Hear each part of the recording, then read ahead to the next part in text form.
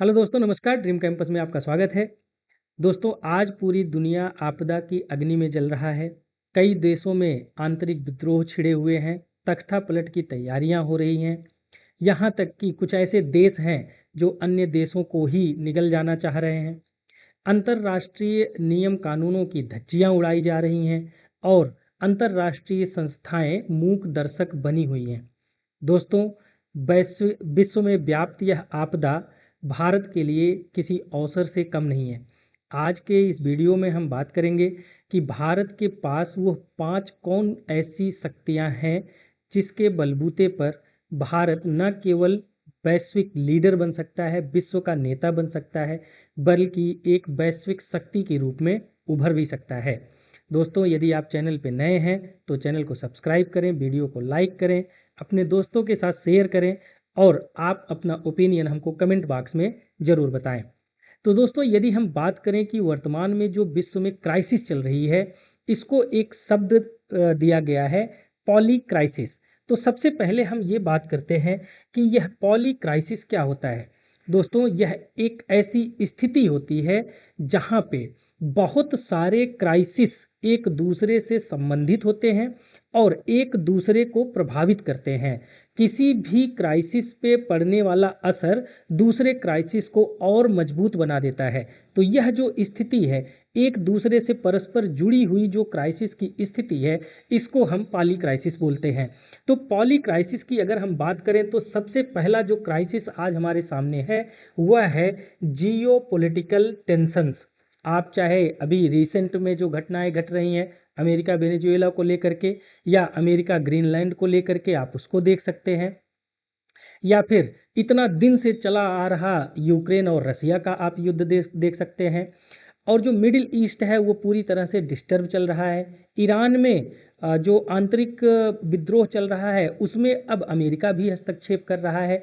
तो जियो political tensions बहुत चल रहे हैं, चाहे वो वेस्टर्न कंट्रीज हो, चाहे वो मिडिल ईस्ट हो, या फिर एशिया हो। हर जगह जियो पॉलिटिकल टेंशंस चल रहे हैं। तो एक तो ये है। अच्छा, इन टेंशंस की वजह से जो युद्ध चल रहे हैं, जो तनाव चल रहे हैं, उससे जो इकोनॉमिक कोलैप्स हो रहा है, क्योंकि इन सब चीज़ों के लिए ऊर्जा की ज़रूरत पड़ती है। और जैसे जैसे टेंशन बढ़ती जाती है, जियोपॉलिटिकल टेंशन बढ़ती है, वैसे वैसे ही जो ऊर्जा संकट होता है यह धीरे धीरे गहराता जाता है, क्योंकि इसका रेट भी उसी तरह से फ्लक्चुएट करता है, इसकी डिमांड भी उसी तरह से फ्लक्चुएट करती है। तो ये जो जियोपॉलिटिकल टेंशन है यह एक तरह से इकोनॉमिक कोलैप्स को प्रभावित करता है, मतलब विश्व की अर्थव्यवस्था को प्रभावित करता है। उसी तरह से इकोनॉमिक कोलैप्स जो है वो हमारा, जैसा कि हमने बताया, एनर्जी क्राइसिस से जुड़ा हुआ है। और यह एनर्जी क्राइसिस कहीं ना कहीं इन्वायरमेंटल डिस्ट्रक्शन के लिए जिम्मेदार होता है। क्यों? क्योंकि जहाँ एक तरफ आज पूरा विश्व रिन्यूएबल एनर्जी की तरफ भाग रहा है, रिन्यूएबल एनर्जी को डेवलप करने की कोशिश कर रहा है, वहीं पे अमेरिका जैसा विकसित देश, एक जो वेनेजुएला जैसा देश जो कि कच्चा ऊर्जा या कच्चा तेल उपलब्ध करवाता है, पारंपरिक ऊर्जा उपलब्ध करवाता है, जो आप कह सकते हैं जीवाश्म ईंधन उपलब्ध करवाता है, उसके पीछे भाग रहा है। तो जीवाश्म ईंधन से पर्यावरणीय संकट उत्पन्न होना यह तय है। और इतिहास गवाह है कि आज का जो पर्यावरणीय संकट है उसमें सबसे ज़्यादा योगदान विकसित राष्ट्रों का है। लेकिन पर्यावरणीय जो जिम्मेदारियां दी गई हैं, जो क्षतिपूर्ति की जिम्मेदारी दी गई है, उसका दबाव सबसे ज़्यादा विकासशील देशों पर है। ठीक है।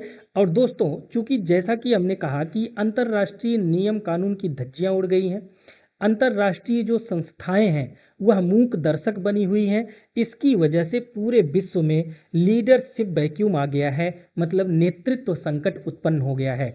भारत इन सब क्राइसिस का, भारत इन सब आपदाओं का फायदा उठा करके एक बेहतरीन अवसर तलाश सकता है और विश्व का नेता भी बन सकता है और विश्व शक्ति भी बन करके उभर सकता है, जो इन क्राइसिस को ख़त्म करने में एक अहम भूमिका निभा सकता है। अब हम एक एक करके बात करेंगे कि इस संकट की स्थिति में भारत का क्या रोल है और भारत के सामने क्या क्या अवसर हैं। सबसे पहली जो शक्ति है भारत के पास, वह भारत की आंतरिक मजबूत स्थिति है। चाहे आप स्थिर सरकार की बात कर लें, हमारे यहाँ लोकप्रिय सरकार है, पूरी तरह से समर्थन प्राप्त सरकार है, हमारी अर्थव्यवस्था बहुत तेजी से आगे बढ़ रही है, हमारा जो रक्षा प्रणाली है, हमारा जो रक्षा क्षेत्र है, उसमें भी भारत एक सशक्त राष्ट्र है।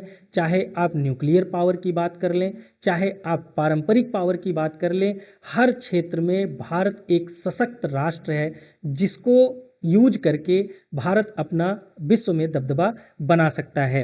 साथ ही यदि हम अंतरिक्ष क्षेत्र की बात करें, तो अंतरिक्ष क्षेत्र में भी भारत का एक बोलबाला है पूरे विश्व में। तो पहली जो शक्ति है भारत की, वह आंतरिक शक्ति है। अगर किसी भी देश को पूरा विश्व जीतना है, पूरा विश्व विजयी बनना है, तो यह बहुत महत्वपूर्ण है कि उसकी आंतरिक स्थिति स्थिर हो और सुदृढ़ हो, जो कि भारत की इस समय है। तो इसके बलबूते भारत एक वैश्विक नेता के रूप में उभर सकता है। दूसरे कारण की यदि बात करें, हम दूसरे शक्ति की बात करें, तो भारत ऑलरेडी ग्लोबल साउथ की आवाज़ है। आज के टाइम पे जैसा कि आप जानते हैं, अभी हाल ही में भारत ने G20 सम्मेलन की अध्यक्षता की और सफलतापूर्वक उसका समापन भी किया।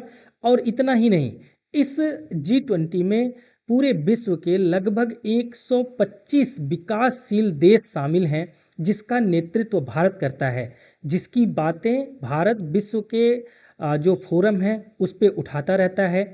और भारत को इन 120-25 देशों का समर्थन भी प्राप्त है।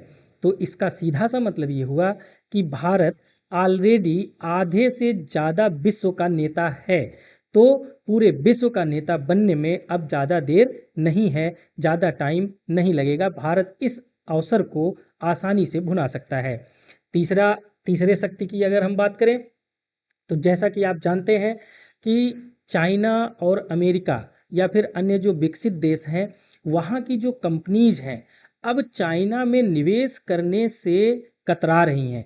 इसीलिए भारत की China+1 रणनीति यहाँ पे कारगर साबित हो सकती है, क्योंकि जो विदेशी कंपनियां हैं वो निवेश के लिए एक अल्टरनेटिव देश की तलाश कर रही हैं। और पूरे विश्व में जो भारत की स्थिति है, भारत से बेहतर अल्टरनेटिव किसी भी विदेशी कंपनी को नहीं मिल सकता, क्योंकि हमारे यहाँ स्थिति भी है, परिस्थिति भी है और पूरा माहौल भी है। हमारे यहाँ रोजगार के लिए युवा आबादी भी है, जो यहाँ का उनको आसानी से ह्यूमन रिसोर्स मिल जाएगा। तो आने वाले समय में यदि विदेशी कंपनियां भारत में निवेश करती हैं चाइना को छोड़ करके, तो भारत एक मैन्युफैक्चरिंग हब बन सकता है। भारत के युवाओं को घर में ही रोजगार मिल सकता है और भारत की अर्थव्यवस्था को तीव्र गति मिल सकती है और भारत इस आपदा के समय में एक विकसित राष्ट्र के रूप में उभर सकता है। यदि हम चौथे शक्ति की बात करें, तो भारत की छवि पूरे विश्व में एक विश्व मित्र की छवि है। यदि पूरे विश्व में हम देखें, तो पाकिस्तान को छोड़ करके कोई भी एक ऐसा देश नहीं है पूरे विश्व में जिसके साथ हमारा युद्ध जैसी स्थिति हो। हम हर देश के साथ, चाहे वो वेस्टर्न कंट्री हो, चाहे वो साउथ ईस्ट एशिया की कंट्री हो, चाहे वो मिडिल ईस्ट की कंट्री हो, चाहे यूरोपियन कंट्री हो, हम सबके साथ अपना एक रणनीतिक डायलॉग स्थापित करते हैं।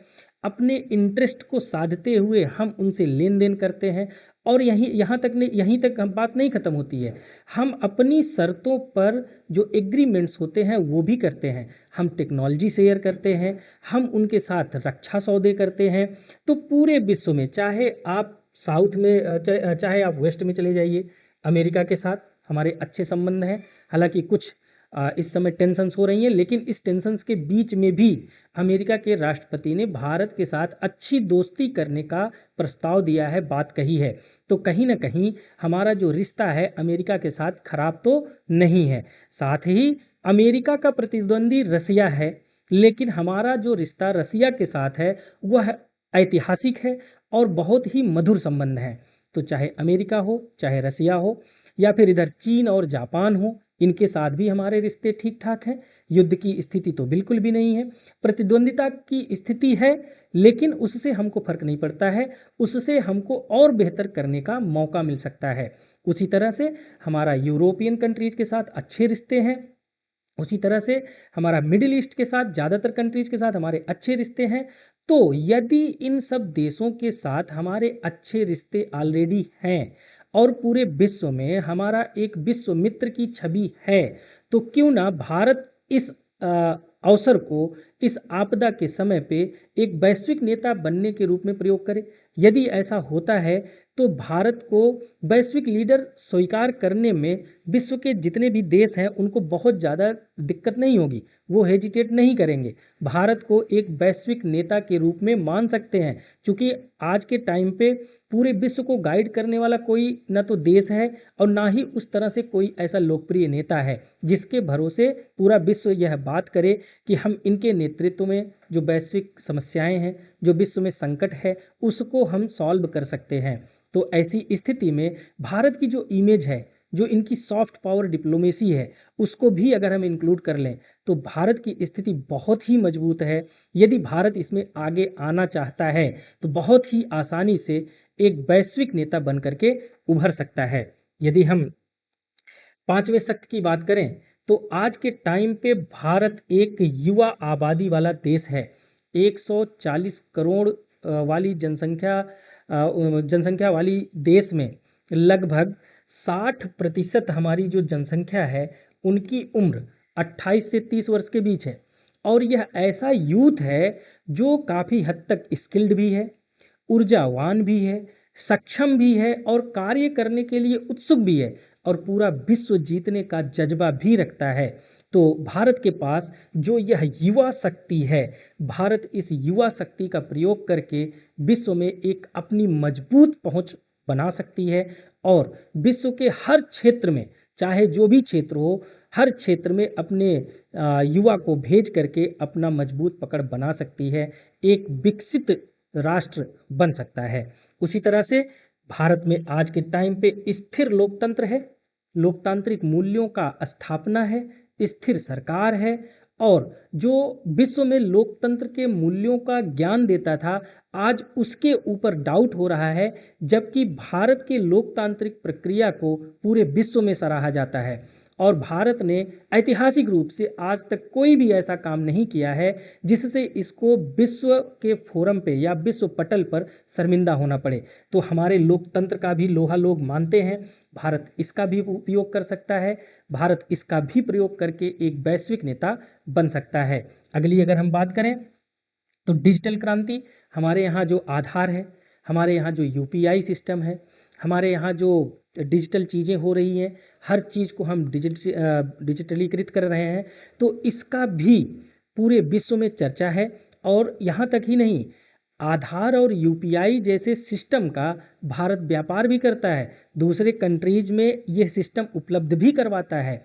तो यदि इस डिजिटल क्रांति को युवा शक्ति के साथ जोड़ दिया जाए तो भारत के अंदर वह क्षमता आ जाएगी, वह स्थिति उत्पन्न हो जाएगी कि भारत पूरे विश्व को लीड कर सकता है आजकल के इस एआई के ज़माने में, आज के इस डिजिटल क्रांति के ज़माने में, और विश्व में वह मुकाम हासिल कर सकता है जो एक विकसित राष्ट्र करता है। हम विकासशील राष्ट्र की कैटेगरी में ज़रूर आते हैं, लेकिन यदि भारत इन सब अपनी संभावनाओं का फ़ायदा उठाता है तो बहुत ही शीघ्र आने वाले 2-4-6 साल में ही भारत एक वैश्विक नेता बन करके उभर सकता है और अपनी पहचान विश्व शक्ति के रूप में स्थापित कर सकता है। इस संबंध में आपका क्या ख्याल है, आपका क्या राय है? क्या भारत का नेतृत्व उस लायक है? क्या भारत के नेतृत्व में वह क्षमता है, या भारत की स्थिति ऐसी है कि वह विश्व नेता बन सकता है, वह विश्व शक्ति बन सकता है? आप अपने जवाब हमको कमेंट बॉक्स में ज़रूर बताइएगा। Thank you so much.